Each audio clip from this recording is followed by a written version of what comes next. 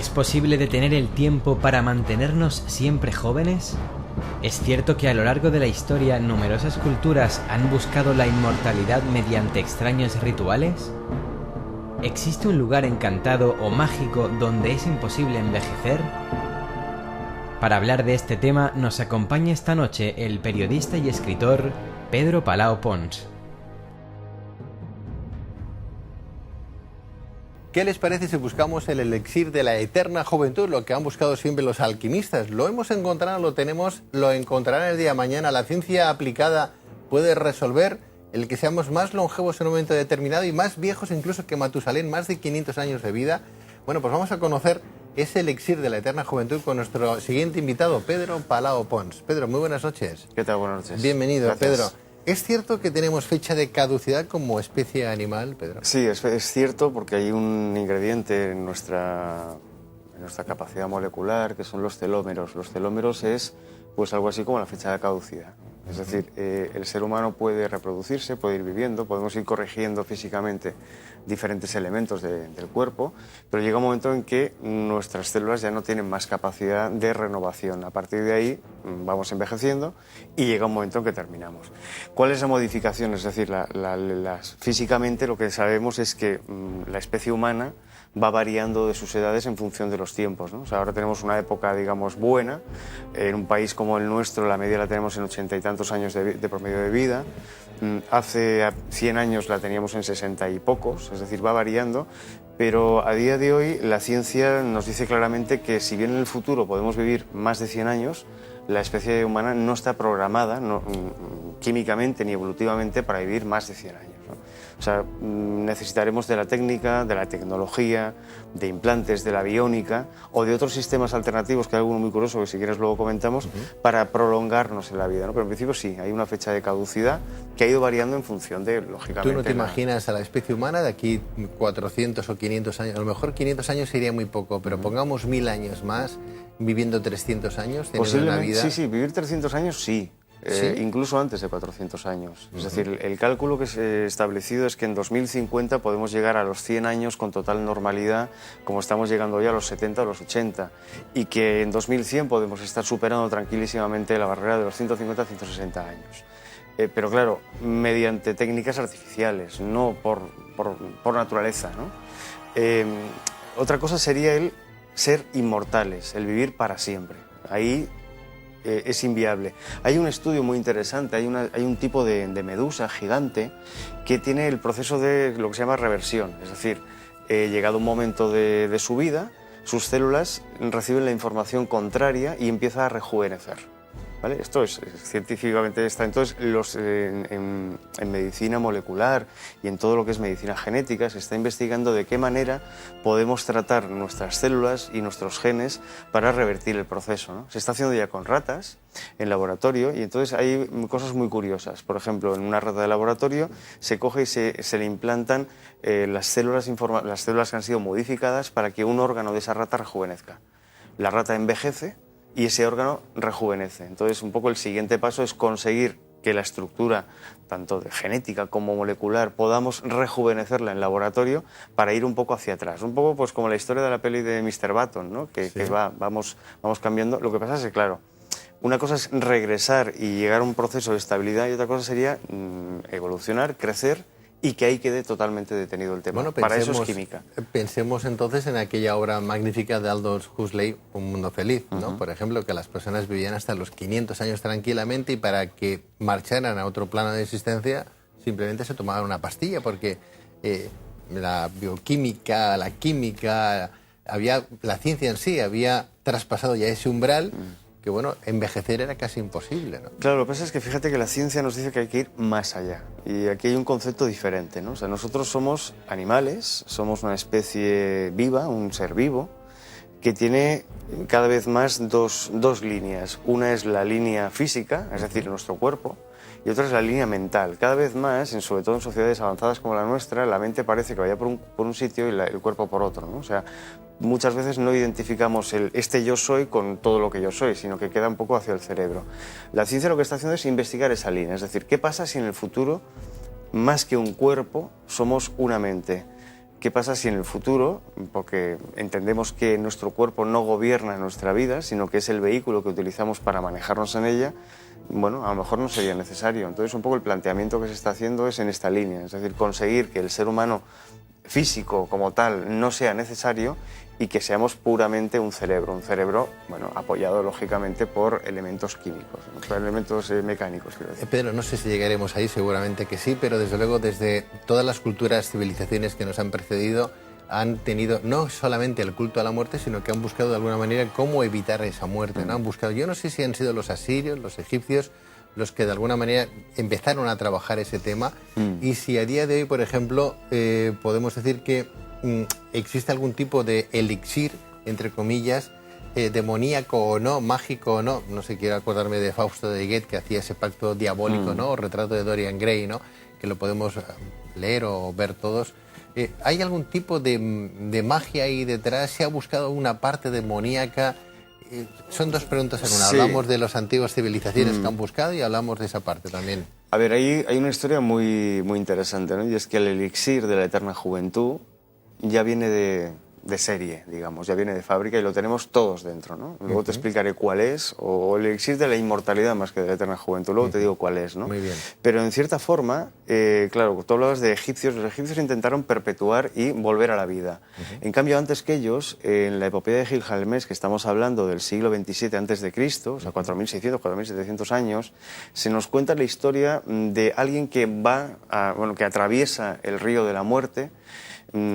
Según la historia, nunca se podía regresar de esas aguas y consigue la inmortalidad, ¿no? O sea, consigue vivir para siempre, ¿no? En la epopeya de Gilgamesh se nos dice que hay un abismo, que ese abismo convierte al ser humano que lo traspasa en un visor de su interior, y ahí por ahí estaría el elixir, y a partir de ahí vive eternamente. Los asirios, por ejemplo, hay un nombre que es el Endogar, que eran una especie de sacerdotes que a través de rituales y de sacrificios y de la práctica del canibalismo ritual intentaban perpetuarse, ¿no? Para que nos situemos un poco en la historia, lo que hacían era que ellos creían que podían vivir eternamente, pero asumían el proceso que hemos dicho antes, es decir, que necesitaban un cuerpo, un vehículo, para perpetuar su esencia o su mente, que ellos llamaban alma, ¿no? ¿Cómo lo hacían? Una persona que quería ser inmortal, supuestamente inmortal, que siempre era un mandatario de alto nivel, criaba y engordaba, por decirlo de una forma, a un esclavo, ¿vale? Ese esclavo recibía el nombre de donante. ¿Donante por qué? Porque donaría su vida y su cuerpo para cobijar la esencia inmortal de aquella persona que lo estaba engordando. Para todos estos procesos iniciáticos, ellos creían que la esencia de la persona estaba en la sangre, que estaba en los líquidos vitales, y esa persona a la que se engordaba se le hacía puntualmente beber sangre de su mentor, por decirlo de alguna forma, tomar fluidos vitales de esa persona e incluso, llegado el momento, hacer lo que ellos llamaban el ritual de similitud. Es decir, los rituales de similitud eran, además de ingerir sangre, comer carne de esa persona, ¿no? Comer carne de su mentor, pequeños trozos de carne. Claro, esto suena un poco salvaje, pero funcionaba así. ¿Por qué? Porque el ritual final, ¿cuál era? Ese esclavo al que se había ido engordando tenía una misión. La misión era el ritual de la perpetuación, hacer el vertido, que llamaban ellos. El vertido consistía en que el esclavo, como ya tenía una edad y el mentor quería perpetuarse en la vida, debía ejecutar a su mentor de la siguiente manera. En primer lugar, tenía que sacrificarlo, lógicamente cuando el mentor lo escogía, mirándole a los ojos y recibiéndose, es decir, besándose para recibir el último aliento. Es decir, el esclavo, supongamos con una daga ritual, es de imaginar, clavaba la daga ritual en el corazón de su mentor, mirándole a los ojos y en un abrazo ritual, mientras recibía el último suspiro, acababa con la vida de esa persona. Y partían de la base que a partir de ese ritual y de todo lo que había previamente, la formación, la ingesta de fluidos y de sangre, la persona que moría no moría, sino que se introducía en ese cuerpo con su total esencia y seguiría viviendo, ¿no? Ellos decían que tenían la capacidad de conquistar esa forma de vida y de asumir todas las vivencias anteriores, y ahí vamos a lo del elixir, ¿no? Decían que eran capaces de captar los recuerdos, las vivencias, las enseñanzas de la persona a la que habían matado o sacrificado, ¿no? Curiosamente, ¿De una o de varias vidas? De una o de varias, sí, porque claro, esa persona que se ha dejado sacrificar, a su vez, se supone que antiguamente ya había tenido otro y otro y otro, ¿no? Es muy curioso porque cuando hablamos de las regresiones, o cuando hablamos de las regresiones biográficas, o cuando hablamos con la semana pasada hablábamos de sistemas alternativos como la holotrópica, etcétera, cuando tú haces una sesión de este tipo, tienes tres tipos de herencias, ¿no? La preuterina, es decir, los recuerdos que todos tenemos dentro de cuando estábamos dentro de nuestra madre. Materno, sí. La herencia biográfica, que sería posterior a la preuterina, o sea, la que tenemos hoy, ¿no? Y la herencia atávica o genética que todos llevamos dentro. Es decir, la capacidad de conectar con nuestra información genética, de convertir esa información genética en recuerdos, en vivencias, es lo que nos da la inmortalidad. Otra cosa es que seamos capaces de recordarlo o de sintonizar, ¿no? Dicho de otra forma, para que todo el mundo nos entienda, estamos en el año 2011 y tenemos 40 años, muy bien, pero nosotros no hemos salido de una burbujita del aire. Tenemos toda una lista de antepasados de personas que han ido perpetuando su información genética a lo largo de diferentes cuerpos, de una forma natural, mediante la procreación, y nosotros hemos heredado parte de esa información genética. Compartimos un montón de genes con los demás, pero cuidado, información genética no solamente es información genética a un nivel de cómo se compone mi cuerpo, etcétera, etcétera, sino que hay otra, y aquí Carlos sería muy bien que nos diera su visión, ¿no? Carlos, el físico cuántico, otras dimensiones, ¿no? Supuestamente, la píldora o la esencia de la inmortalidad sería la capacidad que tendríamos, algunas personas tienen supuestamente, de conectar con toda la información que llevan nuestros genes. Tú imagínate que de pronto pudieras conectar con los genes de antepasados tuyos y experimentar sensaciones que hace 1000 años, 1500, 2000, 3000 años los antepasados que tuvimos, porque no hemos salido, la especie humana tiene más o menos entre 1 y 3 millones de años, ¿vale? No hemos salido de hace 4 días. Por lo tanto, esa información atávica, que es un poco el proceso atávico, todos la tenemos dentro y es lo que nos configura como inmortales. Un poco el proceso siguiente, ¿cuál es?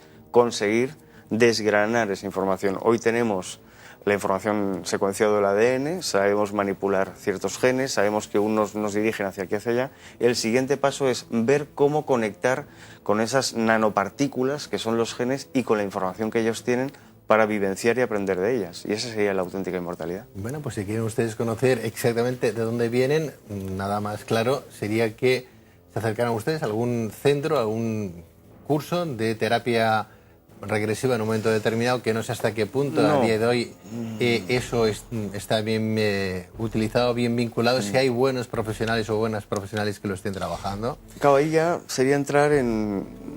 Para tener esa experiencia, ¿cómo lo tendríamos que hacer? ¿Qué No, a ver, tendríamos esas que hacer? experiencias se hacen mediante regresiones, hay muchos métodos, ¿no? Pero claro, se suele llegar a... que además es muy divertido porque, claro, todo el mundo ha sido un gran gobernante, todo el mundo, o sea, a ver... Si tú tienes cientos de miles de personas atrás, alguna habrá sido campesina, alguna habrá sido pobre, o sea, es muy curioso porque todo el mundo tiene grandes antepasados, ¿no? Bueno, me parece muy bien, o sea, son gente de rancio abolengo, perfecto, ¿no? Pero seamos un poco consecuentes.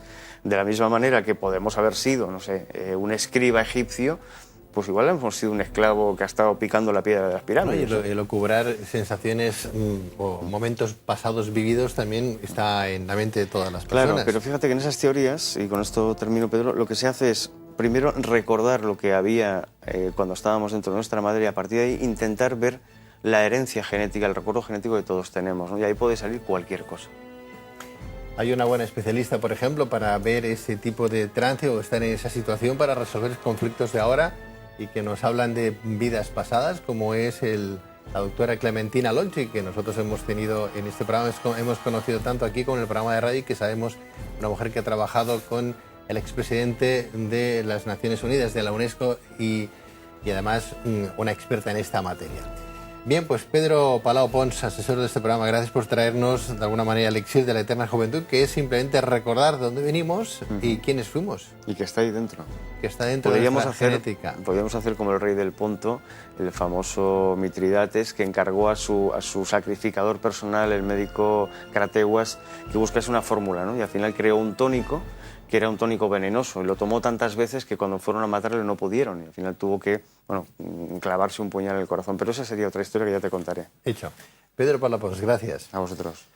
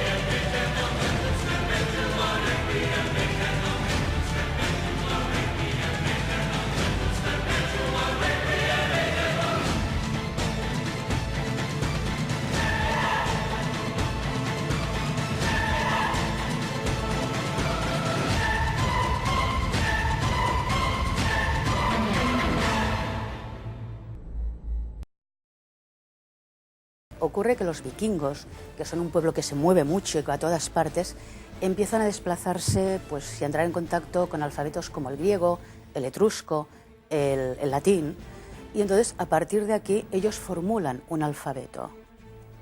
Y ellos formulan un alfabeto que les puede servir, y eso en la obra Germania de Tácito ya sale que utilizan las runas, pero este alfabeto hay signos en piedra grabados, en plan graffiti total y absoluto, de yo fulanito he llegado hasta aquí, o yo fulanito he estado aquí. La etología es una disciplina que arranca de la biología y estudia el comportamiento animal, incluido el del hombre, por supuesto. No deja de ser un primate más muy sofisticado, pero es un primate. O sea, digamos que somos los animales que tienen una capacidad cognitiva más elevada y esto nos da una flexibilidad tremenda y una capacidad de adaptarnos a cualquier hábitat. Digamos, la mente es un producto de la función del cerebro. El cerebro no viene a ser otra cosa que un órgano que garantiza la supervivencia del individuo. Entonces, es de vital importancia para cualquier organismo esto, procesar al máximo la información y de cuanto más lejos mejor, porque con esto se ganan unos segundos que pueden ser cruciales entre el ser comido o el escapar.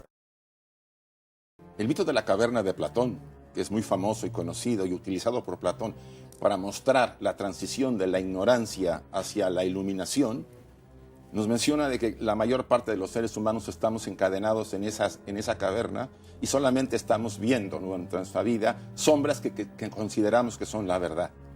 Si la relacionamos con el tránsito que hace el Dante, porque es Dante el actor principal de la obra, acompañado por Virgilio por los infiernos, después del inicio.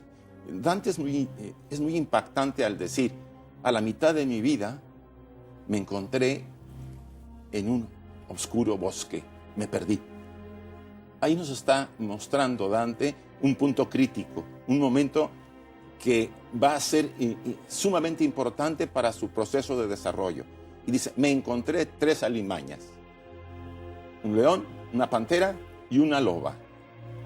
Cada una, dice, estas alimañas han hecho mucho daño a muchos seres. Ahí Dante se está confesando, porque era el león, la pantera y la loba. Representaban aspectos, la ira, la malicia y la concupiscencia, porque desde el principio siempre vemos en los poemas de Dante que enfatiza, nadie que quiere llegar al cielo puede evitar el infierno.